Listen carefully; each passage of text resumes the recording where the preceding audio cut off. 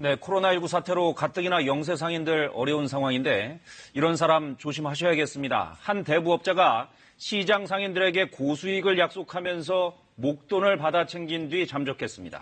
네, 그 돈이 300억 원에 이른다고 합니다. 전주의 한 전통시장이 이 사건으로 발칵 뒤집혔는데요. 고수익을 보장한다는 감언이설에 전 재산을 맡긴 상인도 한둘이 아니라고 합니다. 이 사건 박은주 기자가 자세히 알아봤습니다. 전북 전주의 한 시장. 손님 몇몇이 간간히 오가지만 상인들의 표정은 어둡습니다. 재난지원금 들어오기 전에는 여기 상가 손님 없었어요. 재난지원금이 풀려고도 사람들이 많이 찾아왔어. 좀 신나게 했지. 했는데 또 이게 터져버리니까 그냥 맥이 떨어지지. 나쁜만 먹으려고 했는데 친정엄마한테 못 이 장사를 천직으로 알고 지난 10수년간 산전수전 다 겪어왔다는 상인들. 이들을 이토록 참담한 심정에 빠뜨린 건 코로나19도 아닌 한 남성이었습니다. 이 다름 아닌 대부업체 대표 47살 박모 씨인데요. 무슨 일이 있었던 걸까요? 이곳 상인들이 충격에 빠진 건 지난달 22일이었습니다. 이 대부업체 직원들이 이 회사 대표인 박모 씨가 회사 돈 300억 원을 들고 사라졌다며 이 경찰에 고소장을 접수한 건데요. 이 문제는 목돈을 맡긴 상인들이 한둘이 아니었다는 겁니다. 이 박모 씨는 2017년 대부업체를 세운 뒤 상인들을 상대로 일수를 놓았다는데요. 처음에 찍을 때는 이렇게 10,000원씩 이제 100만 원 찍으면 102만 원 딱 나와. 돈 벌어서 여기다 뭐 10,000원 던지고 5만 원 던지고 3만 원 던지고 찍었잖아. 그 재미로 재밌게 일을 했어. 이 10,000원에서 5만 원 사이 금액을 정해 100일간 매일 입금하면 2% 정도 이자를 더해 돌려주는 방식이었습니다.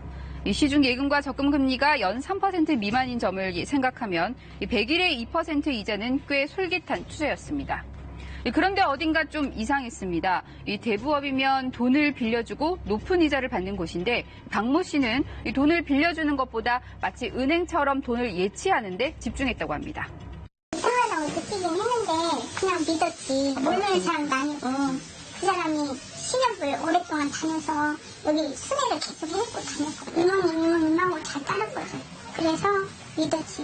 신협에 15년 다녔었어요. 신협에서 그렇게 일찍 찍으러 다닐 때 인정을 많이 받아놨어. 한집 식구같이 그랬다고. 너무 친했다고. 이 대부업체를 운영하기 전 제2금융권에 종사했던 박 씨. 당시에도 매일같이 상인들을 방문해 대신 입금하는 일을 도왔기에 큰 의심을 했던 사람은 없었다고 합니다.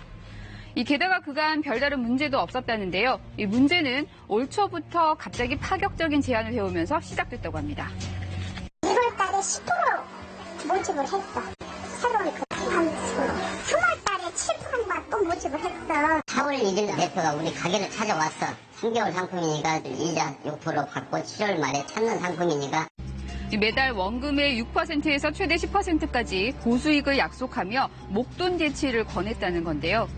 1억 원을 맡기면 이자로 한 달에 600만 원에서 1,000만 원을 준다는 조금 황당한 얘기. 하지만 이 상인들은 박모 씨의 말만 믿고 목돈을 맡겼습니다.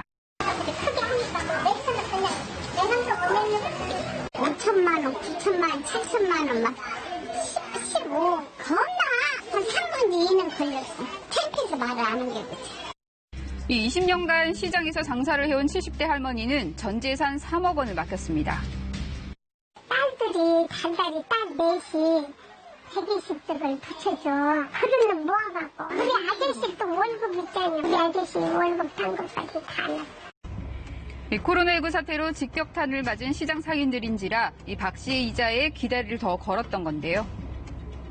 코로나가 또 이렇게 또 와가지고 장사가 너무 안 돼서 이제 돈으로 이렇게 넣어서 이자를 불려서 좀 생활하려고 하는 게 이렇게 돼버렸다고 지금.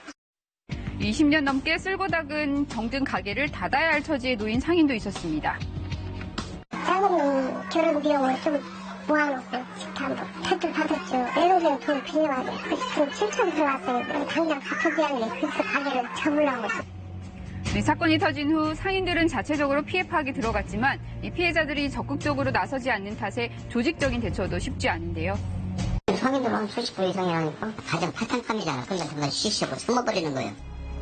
이 200여 개의 점포가 있는 인근 전통시장의 상황도 마찬가지입니다. 지금 현재 접수를 받고 있는 상태라 정확하게 파악이 안 돼요. 그분들이 가족들한테 상의를 못 하는 거예요. 알면 이제 좀 불화도 생기고 그래서 많이 힘들어하고 있어요. 이 경찰은 정확한 피해 사실 확인을 위해 보다 적극적인 피해 신고를 당부했는데요. 이 현재 경찰이 파악한 피해 금액은 직원들 투자금만 300억 원대, 이 상인들 피해금은 따로 집계 중인데 이 경찰에 접수된 건 20억 원대지만 상인들 추산으로는 1,000억 원 가까이 됩니다. 고소한 피해 금액은 14명이 한 320억 정도 되고 상인들 피해 규모가 46건에 한 지금 25억 원 정도요. 이 경찰은 현재 전담반을 꾸려 박모 씨의 행방을 쫓고 있는데요. 코로나19 여파로 극심한 경제 불황에 허덕이던 상인들의 피땀 뺀 투자금 부디 되찾을 수 있기를 바랍니다.